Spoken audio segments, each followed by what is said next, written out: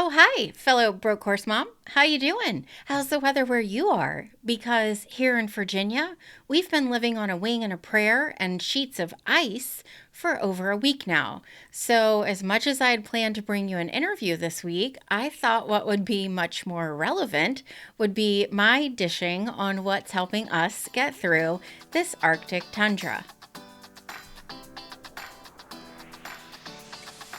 Welcome to Broke Horse Moms, the podcast for non-horsey moms who thought their kids' riding was just a phase, and we never had an idea that they would be riding throughout the winter. Please make sure that you are subscribed or follow the podcast wherever you're listening now so that new episodes will magically appear in your podcast player every other week. And if you are new here, be sure to sign up for our newsletter where I share some behind the scenes moments of our horse life and links to any resources that I share. You can do that over at brokehorsemoms.com/newsletter. So by the time this episode comes out, we will have been living in, under 20-degree weather for about 11 days. Kids out of school, neighborhood roads turned into ice skating rinks, buckets frozen over at the barn. It has been wild. All that said, we were actually saved from losing power, which is what our meteorologist thought was going to happen. So I'm only mildly complaining. I guess needing to move my gym schedule around and having kids begging for homemade hot chocolate seems like the most first world problem that I could complain of compared to what is going on in many communities in the US right now. So I will stop complaining and offer solutions. All of that said, I do not like being cold. So there are a couple of things that are helping us survive this nonsense. And I will link as many of them as I can in the show notes and the Broke Horse Moms newsletter that goes out when the episodes go out. So hopefully you won't have to hunt around for many of them. I'm going to start with clothing because, again, I don't like to be cold, and clothing is what keeps me warm. Chloe's trainer this year gave her a pair of her Carhartt overalls, like the yellow, there's a top attached to the bottom type situation. Those have been a game changer for her. She loves working in those. They're really comfortable and they keep her super warm. Her broke horse brother, Henry, says that she looks like a Ghostbuster in them, but they seem to do the trick for the kiddo. She also got a heated vest for Christmas, and that has been really, really helpful in this cold weather, both before the snow and ice came when it was still freezing and she wanted to ride. And I actually had a couple of her friends on Instagram. We have an Instagram account at Broke Horse Moms. I put up kind of like a question that folks can DM me answers to. And many of the folks responded that a heated vest was something that was totally saving their life. So if you don't have one, consider getting one. I'll link to the Aurora. Well, I think that's how you say it. It sounds like a lot of O's and R's. The Aurora vest. But there's a lot of other brands that have heated vests. Which brings me to my new favorite purchase. So my friend at the barn, Micah, has a super long coat that looked really, really comfy and cozy and warm. And so I had asked her, what the brand was. And luckily, it's a 32 degrees brand. And so, well, first of all, I think they sell 32 degrees brands at Costco, but they have a website because what I was looking for on Amazon was not in stock. So you can actually go to the 30 degrees website and shop. And I got their long jacket, which zips all the way. It's a couple of inches off the floor. I'm short, like almost 5'2". So it's probably more appropriately sized for normal sized women. But it's a really long jacket. It's not as thickly puffy as I have a Marmot coat that I got a couple of years ago, which is super warm, but it's just really puffy and kind of hard to work in when I'm at the barn. So I highly recommend getting a 32 degrees coat or some long coat of some sort. This one, I think it was $40. It was super cheap. I love it. I'm obsessed with it. Broke Horse Brother also makes fun of me in this, and he calls that coat my dress. Obviously, wearing multiple layers is the key to surviving this bananas weather that we're having. I either wear regular sort of workout pants under, like as my base layer, and I actually have randomly from years ago a pair of Lululemon, which is so off brand for me, but I got a pair of pants. I don't even know the name of them. I'll look it up and I'll put it in the email newsletter. But I wear those over like either long john type pants or just workout pants. So those have been sort of my barn go to. And then when it's really cold, I have an old pair of Helly Hansen brand, like long johns, and those do the trick for sure. That's on the bottom. And then I have, I don't know the brand of the one on top, but I always wear a base layer and then a sweatshirt and then my 32 degrees jacket. And I honestly have not really felt freezing cold in my body. Just like my hands and my feet have been the biggest challenge for me, which leads me to my favorite gloves that actually have saved my life over the last couple of weeks. The Carhartt gloves, I think I included those as like stocking stuffers in the holiday gift guide, but I will link to those again. I just sent the link out to a friend who earlier today asked me which ones I love. Shout out to Jen Nelson from Armor Equestrian for introducing me to these years ago. They are our go-to winter barn gloves. They're like cozy on the inside and a really, I think it's like a silicone dip, so they're kind of grippy, which is nice. And then obviously on our feet, we are wearing multiple pairs of socks. Typically, I just wear one regular pair, no name brand.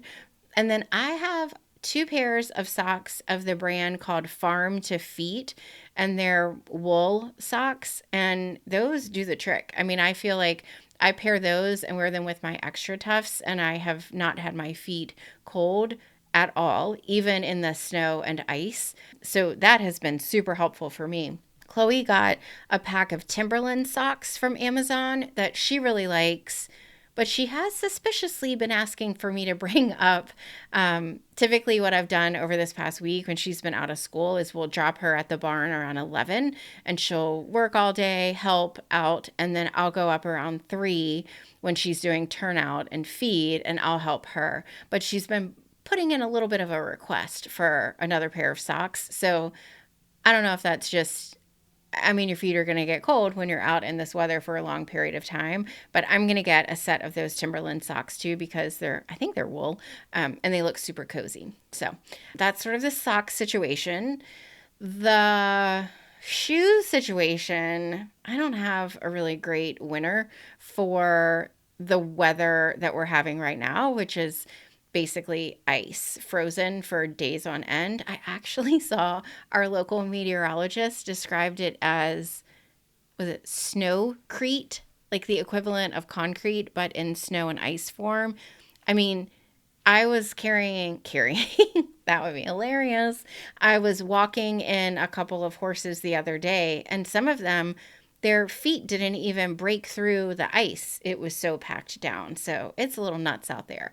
So my extra tufts have done really, really well in keeping my feet warm, but they are a hazard walking on this ice. So I need shoes that are a little bit more grippy than the extra tufts. I don't have any. I have some hiking boots that I probably could try, but I just haven't. But if you, my dear listener, have any suggestions on what to wear on your feet in this nonsense, I'm all ears and we'll share it with our people. And Chloe's muck boots, we got those at Tractor Supply a couple of weeks ago, and they seem to have done well, although she has fallen in them a couple times, so they're definitely not foolproof. And then lastly, I have a really nice hat that I wear. I got it a couple of years ago at a store called Fat Face, and it's just a nice wool hat that covers my whole head, and I've actually had to take it off sometimes because I've gotten so warm with it on. So I would say, even though it's freezing, I have been pleasantly surprised at how I've been able to keep myself relatively warm by investing in a couple of pieces. And none of these are really extravagantly expensive, but just intentionally going into the winter with the gear that would be needed to be at the barn, I think is really important. So that's what has been warming up my body. Now, warming up my soul, I'm obsessed with, I don't know if any of you drink tea, my listener, so let me know. But I love Starbucks. They have this tea. I don't even know what the official name of it is, but it used to be you could order it and it was called the medicine ball off of the menu. I think it's like a honey citrus mint something. But my friends and I figured out a knockoff situation for it to make it home, which is two tea bags. So one is celestial seasonings. That does not sound right. It's the celestial brand of tea, and the kind of tea is country peach passion. And then I get a bag of Tazo organic zen, which is like a minty green tea. And then you steep those together. Technically, you can put a little bit of lemon in it. I put honey in it, and I put that in my coffee mug and take it to the barn. And it's amazing. It's like a nice little surprise. I often forget that I brought it. And then when I'm cold, I'll take a sip of it and it's great. So that has been warming up my soul, both at the barn and at home. The kids have, I mean, we need like a tap to put hot chocolate on at our house. And I've spoiled them because they love homemade hot chocolate the best, of course. But we did find like 2 weeks ago, the gas station right around the corner from the barn, they have, a little coffee thing that you can get coffee at, but they also had a little hot chocolate section. So if you are at a barn, it's got to be at least somewhat likely close to a gas station. They may have like a little hot chocolate. I wouldn't call it a hot chocolate counter, but the option to be able to get hot chocolate. And that is always like a nice little surprise if your kid's working or hanging out to go grab for them. So that can help them a little bit. And then I know this sounds really cheesy, but working side by side with others, like other members of the barn who come up to help out, whether that's Chloe's trainer and her husband or barn parents or other horse owners that board there, just knowing that we're all kind of pitching in and checking in together has been really meaningful over this last week when we wanted to go up there, and we did go up there, but Chloe wasn't able to ride. Yesterday, we just went up there and she groomed Phoebe, and then one of her friends couldn't come out to the barn, and she was like, oh, my horse hasn't been getting attention, but just like one-on-one attention because she hadn't been out all week. And so I got to groom her horse and just doing things like that to where we're all kind of loving on each other's animals and helping take care of this collective community space has felt just really meaningful. And it makes the work that is not in the best of weather just feel more special and not like work. Also, take snacks to your barn owners, your your horse trainers. We've supplied cookies and brownies. I think a couple of us have slid ours a little extra cash just because, they're spending a lot of money right now to keep our horses warm and well fed and cozy. So I want to thank them. A couple of fun stories. It's really just one story that I will share with you. I did get a little overzealous in going to the barn this week.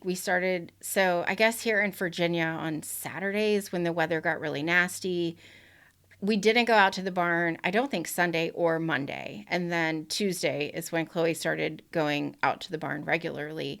And we did pretty good.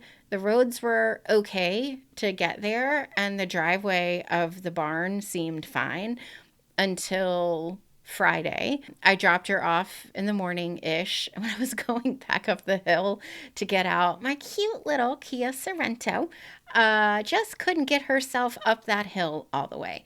She would go up, and then I ended up calling Christine from the driveway because I was so scared I was gonna go in reverse on the way down the hill and pile into a tree. So anyway, she kind of came up and helped me. I reversed down the hill a couple of times and then kind of tried to gun it back up the hill, which didn't do much. And so when she came, she was like, well, what gear do you have it in? I'm like, I don't know. It's in drive. And then she looked in, and our car, which is so funny, it's like a 2019, it has different driving modes, which I think is a total farce. But anyway, and I had it in comfort mode. And she's like, okay, maybe take it off comfort mode and put it in sport mode, ma'am. And then I was able to put it like in first gear of drive, and I was able to get up the hill. So just be cognizant that you might need to adjust your car depending on its capabilities in this weather.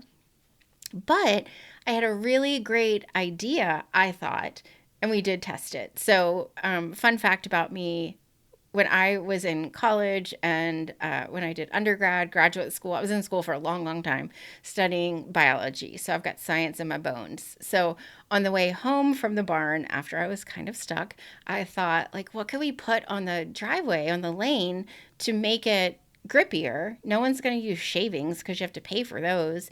And then I thought, well, we have this whole muck pile out back. We should put some manure down on the driveway and see if it would help give a little bit of a grip. And I texted Christine. I was like, hey, this afternoon when I come, I have a little side project if you're okay with it. And she's like, yeah, that's a good idea. Try it. So I put like a wheelbarrow of muck on the driveway hill. And then Chris, her husband, actually got the tractor and started dumping piles of it, and we spread it. And it worked wonders. So I just felt like that was my peak horse mom moment, helping in our time of need and coming to the rescue. So you never know. I mean, manure can be used for a million different things. This is one I never would have thought about, but I'm very glad I did. When we left that evening, I mean, it was just like I was going up a driveway like I would any other day of the week. Okay, so I did poll our audience to get some broke horse mom recommendations for what's kind of saving their life right now.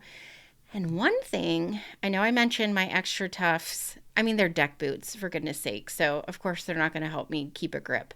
But Lainey Sullivan is a local trainer here in the Richmond, Virginia area. And she posted a picture that someone at her barn gave her these little ice spikes that you can attach to your boots and shoes. So I messaged her and I got the name of them. I don't like the name of them at all. They're called crampons. See if I'm saying that correctly. I very well may not be. Crampons. And you can get them on Amazon. I looked at them. They look amazing. And they basically help turn your slippery shoes and boots into little ice picks. And she said she's even been able to like walk and even run in them. I mean, she's not running for exercise, but if she needed to go speedier than normal, she's not at risk of falling, which is amazing. And then when I was at the barn this afternoon, Christine showed me a picture of something very similar that a friend of hers had recommended that were like $8 on Amazon. So I'm getting some of these next year because I have been sort of ice skating to the barn and out helping get horses. And all I can think is like, if this fool pulls away from me, we are dead. I'm down. So a couple of other recommendations that I've received both from adults and even some of Chloe's friends are the prevalence of heated items. So definitely heated vests we've talked about, but even heated gloves, those are a thing, and that sounds glorious. And then hot hands. That's like old school, right? We used to use those when I was growing up. And you can put those in your gloves, you can put them in your boots or in your pockets. So anything that can be done to sort of heat up the extremities, I think, is proving to be very helpful for our broke horse mom audience. I did have someone recommend heated water buckets, which I've seen folks giving different descriptions of how you can keep the water buckets from freezing because, gosh, this is really the first time, and Chloe's been riding 4 or 5 years maybe at this point. I've never seen water freeze the way it has been over the last week and a half.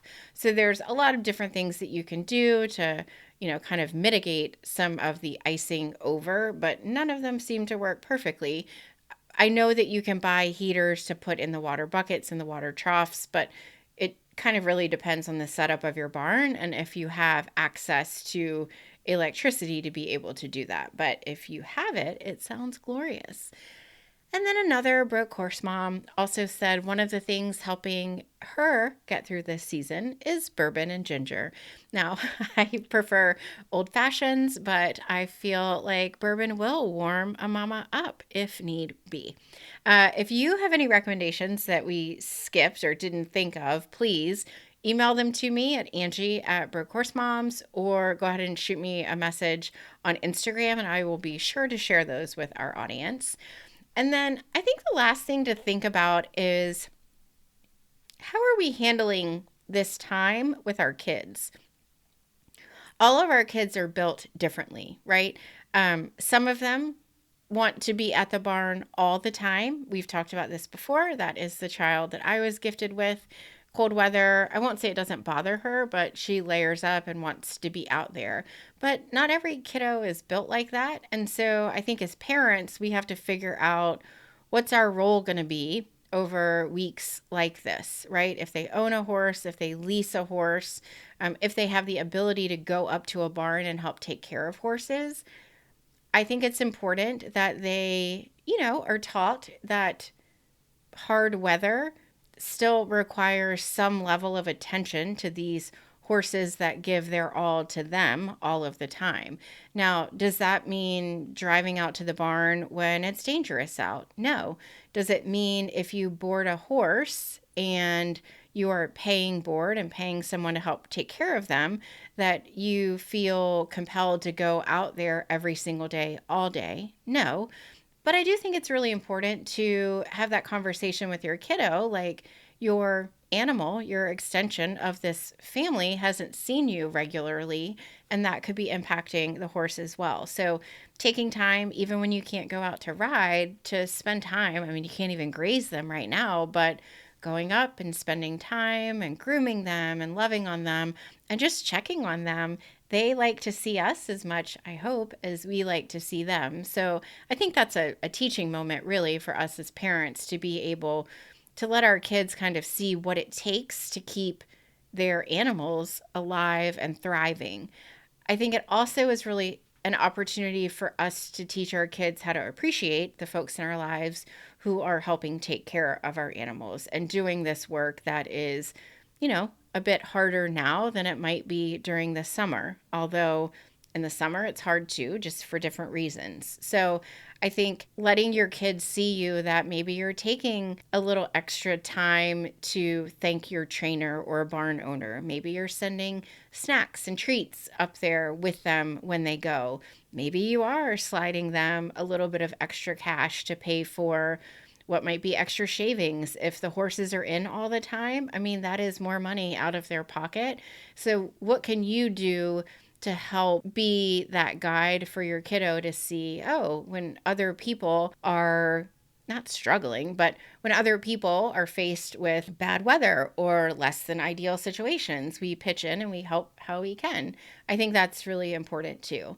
But I also think it's important to know your kid and know who they are and maybe push them a little bit outside of that boundary, right? I mean, I have another kid who he doesn't ride, and going out to the barn would be the last thing he would ever want to do, even when he did take lessons, right? So it's kind of bridging that gap between helping them learn all that it takes in this horse world and also balancing who they are and not making it feel torturous to them, right? There can be fun that you can add to these days when they maybe do go up to the barn to help. Maybe you do get hot chocolate on the way home. Maybe you make it and take it up there with them, right? There are ways to make this world and this horse world, even in the midst of all of the coldness and the ice and all of these things, not a miserable thing. It can feel worthwhile and like something they want to do. So that's sort of where I see my role in this season, is helping, not just because Chloe always wants to go up to the barn and do stuff, but also recognizing like this is how you take care of people who help take care of you and your loved ones. I think that's all I've got for today, my friends. We will be back with an interview in 2 weeks that I'm like quasi promising you. Until then, though, make sure you are subscribed because I will send out an email with links to any of these items that I can find for you if you're still in the midst of cold. I do feel like the roads in our area are clear enough that delivery drivers can bring us all of these things to make us warmer. So the links are not lost on us. It's not too far into the season, sadly. We'll probably need it again. So go to brokehorsemoms.com/newsletter, sign up, and then you will be on our list to get behind the scenes peeks at what we are doing this show season. We've already started planning our rated show schedule, which is very alarming, but we're kind of getting into it and making preparations for Chloe and Phoebe, and you can follow along with us there and then get the resources. So I appreciate you, Mama. I know it is an interesting time right now. It's not going to last forever, this cold weather, even if it feels like it will. So layer up, drive slowly, put horse poo on the driveway if you need to, hug your kids, and thank your horses when you see them. All right, I'll chat with you soon, friend.